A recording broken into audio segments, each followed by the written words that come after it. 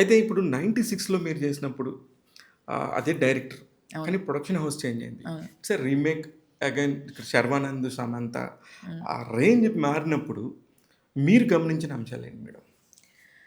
ఆహ్, అలాంటి పెద్ద చేంజెస్ నేను పర్సనల్‌గా చూడలేదు. బికాజ్ నేను చేసిన సీన్స్ అంతా సేమ్ ఆల్‌మోస్ట్ అవును. ద సేమ్ అవును. ఉండింది. కరెక్ట్.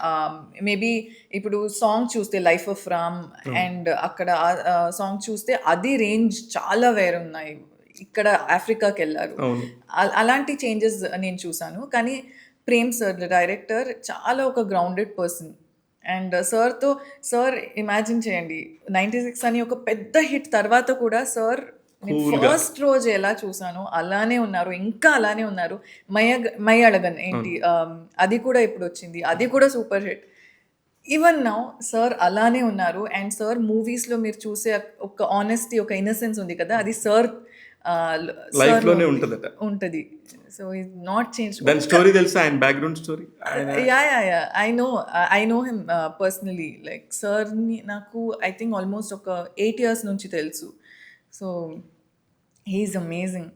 ఒక కథ కావాలి, ఒక కథ పుట్టాలి అంటే యాహ్! ఆయన ఒక వ్యక్తితో మాట్లాడతారంట. అవును. ఒక ప్లంబర్‌ని అవును. తీసుకొచ్చి సార్ ఇంటికే వచ్చే ప్లంబర్ అది. ప్లంబర్‌తోని అసలు అతని జీవితంలో నుంచి ఒక కథ చూడటం అనేది అవును. ఇంకొకళ్ళ షూలో నుంచి మనం ఎళ్లి ఎలా అనేది చాలా పెద్ద విషయం. కరెక్ట్. అందుకనే ఆళ్ళు అలా గ్రౌండెడ్‌గా ఉంటారేమో అనిపించిద్ది. నేను లైఫ్‌లో అలాంటి పర్సన్‌ని చూడలేదు. లైక్ 1% యాటిట్యూడ్ రాలేదు. 1% అవును. ఎవరికైనా ఒక కొంచెమైనా వస్తది వస్తది. కదా! మేము హ్యూమన్ బీయింగ్స్ రైట్. వస్తది. కానీ నో. జీరో.